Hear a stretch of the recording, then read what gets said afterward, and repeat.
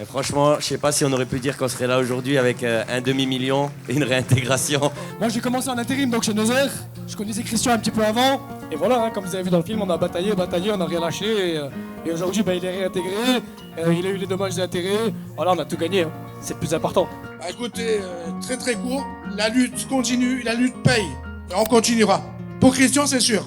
Ouais, l'équipe syndicale que vous avez vue sur le reportage, il y a encore des autres qui n'ont pas pu venir. Voilà, c'est ce qu'on a réussi à monter sur plusieurs années à plusieurs.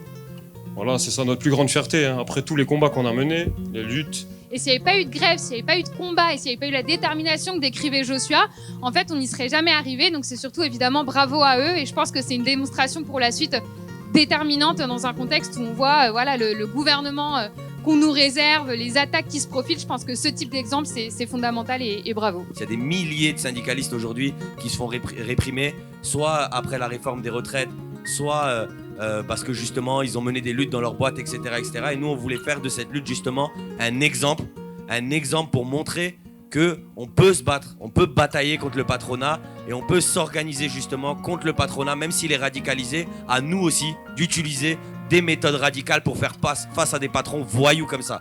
Et la chose à retenir, c'est qu'on n'a rien sans rien. Et la lutte paie toujours les camarades. Et il faut jamais arrêter de lutter pour avoir ce qu'on veut.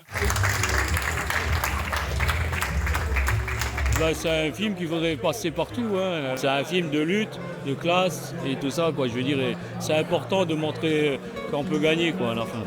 Ce qui nous intéresse maintenant, ça va être de le montrer en fait, parce qu'il y a plein de gens aujourd'hui en France et même ailleurs dans le monde qui sont ultra pessimistes de la situation actuelle. Qu'est-ce que vous avez pensé du film ? Extraordinaire. Je peux que le conseiller à tous les gens qui s'intéressent un petit peu à ce qui se passe comme ça dans les entreprises, la façon dont les ouvriers sont traités aujourd'hui. Tout ce que les patrons ils peuvent se permettre, c'est hallucinant. Ça fait 30 ans que je me bats et je continue à me battre et je me continuerai toujours à me battre. Même si au bout, c'est une nouvelle génération qui viendra. Mais il faut y croire quoi. Et c'est possible de gagner quoi. Et ça remettrait tellement de morale en fait à énormément d'usines, parce qu'il y a combien de Christian Portant en fait qui sont genre réprimés tous les jours mais qui finissent pas dans la même situation, qui finissent pas par gagner quoi. En vrai, on avait envie de lutter avec eux quoi, tellement c'est bien fait. Sans une bonne équipe derrière, il y a les militants, ils sont rien. Ce documentaire devrait être, il devrait passer partout parce que c'est une lueur d'espoir pour les gens qui sont en lutte.